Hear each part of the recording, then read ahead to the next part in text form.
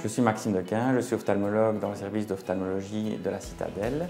Je fais partie de l'équipe qui s'occupe des pathologies relatives au glaucome avec les docteurs Grosjean et docteur Marchand.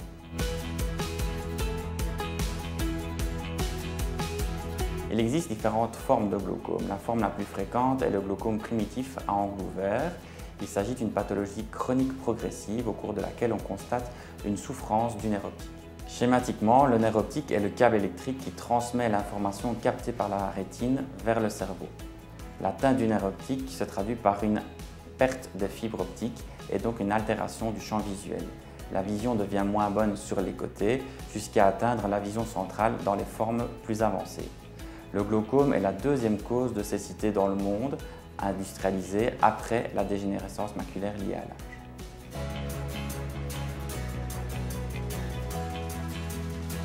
On considère qu'il y a 80 millions de patients dans le monde concernés par le glaucome. En Europe, la prévalence est de 1 à 3% chez les patients de plus de 40 ans, mais ces chiffres peuvent atteindre 8% chez les Africains.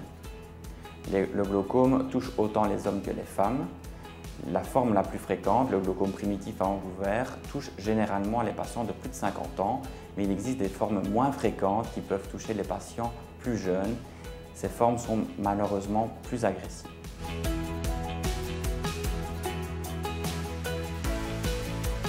À côté de l'âge, le fait d'avoir un parent ou des frères et des sœurs atteints de glaucome est un facteur de risque à part entière.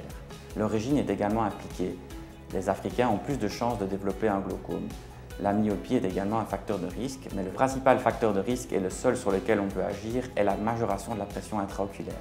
En diminuant la pression dans les yeux des patients, on peut ralentir la progression de la pathologie.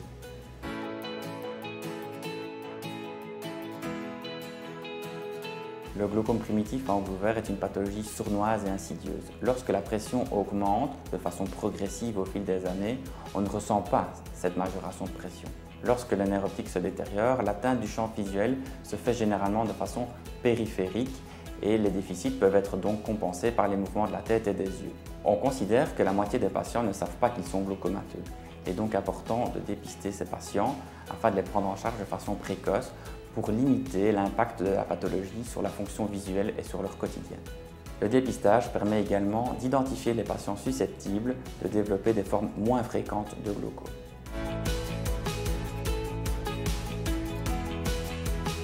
Pour l'instant, on ne comprend pas encore tout de la maladie. Il n'existe pas de traitement qui permet de prévenir la survenue de cette pathologie chez les patients qui sont considérés à risque. Il est donc important de les identifier afin de les prendre en charge de façon la plus précoce possible. Une fois le nerf optique atteint, il n'est pas possible de régénérer les fibres optiques qui ont été endommagées et donc les déficits du champ visuel ne peuvent être récupérés. C'est pourquoi il faut prendre en charge de façon précoce la pathologie. Les traitements qui permettent de faire baisser la pression, tels que les gouttes, les lasers et les interventions chirurgicales, permettent de ralentir la pathologie, de diminuer l'impact de cette pathologie sur la vision, sur les activités quotidiennes. Malheureusement, on n'arrive pas encore à stopper la maladie.